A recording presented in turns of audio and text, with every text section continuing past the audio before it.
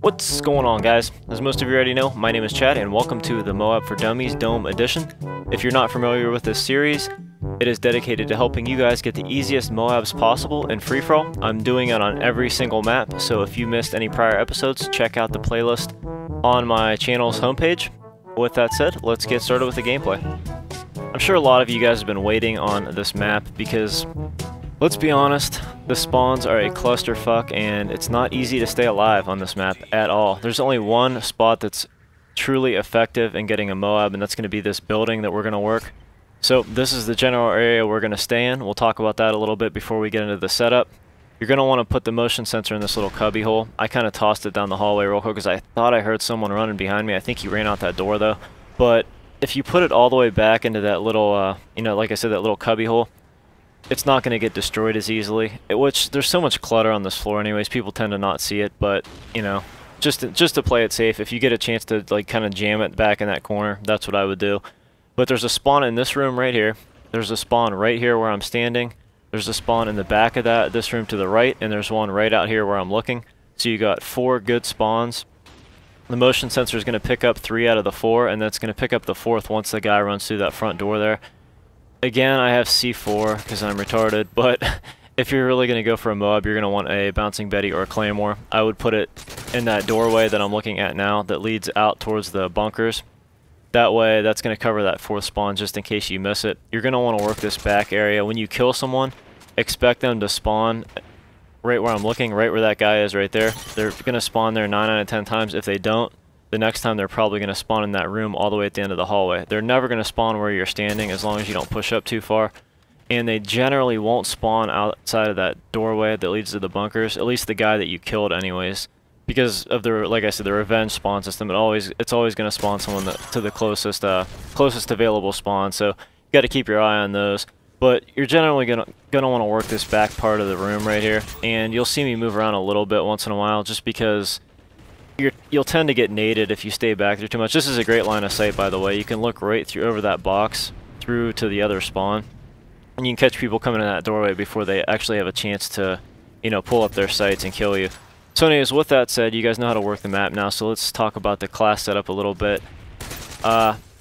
Like I said before, I started using Scavenger Pro and Quick Draw Pro to start out with now instead of Blind Eye and Assassin, because Blind Eye and Assassin's kind of a waste when you're starting out the game because there's obviously not going to be any air support or UAVs up.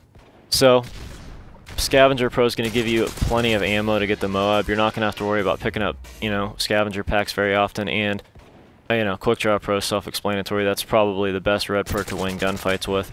So I'm going with those two.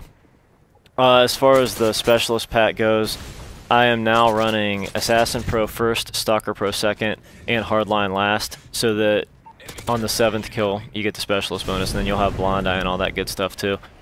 And as far as the weapon goes, this is kind of whatever weapon you're going to be most comfortable with. I was going to use that P90 gameplay I got from the live commentary, but I don't like using the same gameplay twice, so I went ahead and I got another MOAB for you guys on this map that I hate. But I'm using the G36C, as you guys can see, with a red dot and a silencer. I love this weapon, actually. It pulls up a little bit faster than most of the other assault rifles, and I just like the way it looks. It looks smaller. It almost reminds me of, like, you know, the MP7 or something like that. I'm more comfortable with it than something like an ACR. So I would recommend that for this map, or maybe, again, I always recommend the MP7, but that gun's just, it's the best all-around gun in the game. So anyways, I'm about to get the MOAB here actually already. I had to switch to my secondaries, and then I really never had time to switch back, and bang, there's the MOAB. But as you can see, I work this room really well. And as far as secondaries go, in free-for-all, I'm always going to recommend the FMG9s. Like them or not, you're stupid not to use them if you're going for a MOAB, you know what I mean? There's no reason to handicap yourself. So I would use those, or, you know, maybe the Akimbo Scorpions, or let's just say Akimbo machine pistols and leave it at that. So anyways, if you guys have any questions, you know, leave them in the comments below. Let me know if this strategy helped you guys out. I always like to hear the success stories. I am not going to be able to get a Raid My Vault Bro up today. I apologize for that, but I mean, I've been busy and I'm still kind of fighting this cold, so I am going to get this one up for you guys though. So anyways, again, I hope you enjoyed this, so let's get on to the recap page. Here's a couple of videos you guys might have missed. The left one is actually my most recent. It's a flawless KSG MOAB on, I believe it was bootleg. It was actually KSG/MP9. I kind of used them equally. It was good gameplay though. So check that out if you haven't seen it yet.